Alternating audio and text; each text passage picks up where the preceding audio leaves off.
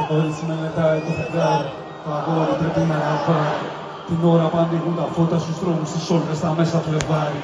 Δεν έχουν ακόμα δουλειά, έχουν δυο κάρτες σε ένα μαξιλάρι. Βλέπουνε μάστερσεφ στο καναπέ, στοιχηματίζουνε.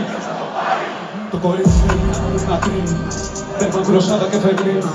Θέλει να γυρίσει όλη την δύο φορές και πιστεύει ότι είναι εξωγήινη. Το αγόρι το ρωτάει ψυχολόγος γιατί νιώθει το άγχος πως γίνεται πόδιο. Του αρέσει και καλά να μιλάει τα αυτά, αλλά χρειάζεται στο καφτατσόλιο. Έλιο φαίνεται, crazy φαίνεται. Τέλος είναι συμπραλέξ, nobody φαίνεται. Το κορίτσι προτιμάει, ξεπέρασε τις κρίσεις της χώρης χημεία. Το αγόρι φοβάται το θάνατο, φοβάται το τέλος, φοβάται την ανυπαρξία.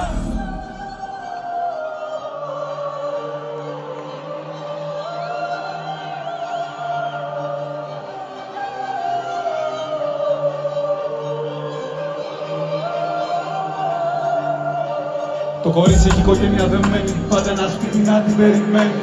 Το αγόρι μεγάλος αλλιώτικα και κάποια από αυτά δεν τα καταλαβαίνει. Το κορίτσι έχει στη φύση, το αγόρι προτιμάει τις ιδέες. Το κορίτσι αγαπάει τα δέντρα, το αγόρι αγαπάει τις κεραίες. Και έτσι κυλάνε οι μέρες του νύχτες τους με διαφωνίες και με αγκαλιές. Το τι γαλάτι στα στο Βαγγελόνι, απ' τους εκκλησμούς ως αγρογιαλιές. Που είναι το Βούλγαρι την αδειλώνει μέσα σε μια πτήση κάτω από τα άστρα. Το κορίτσι δεν φοβάται τα αεροπλάνα πια, τα τρένα της φέρνουνε δάκρυα. Τίποτα συγκλονιστικό, άλλη μια ιστορία. Ένα αγόρι και ένα κορίτσι που ζουν στην Ελλάδα το 23. Κι αν ό,τι αγαπάν κινδυνεύει, κι αν μαύρο σκοτάδι τους παραμονεύει. Κι αν ούτε ένα φίλο στη γη δεν σαλεύει, αυτός τραβάρει, αυτή του χορεύει. Γιατί καλή δύναμη σε όλους, ευχαριστούμε, Φωτή!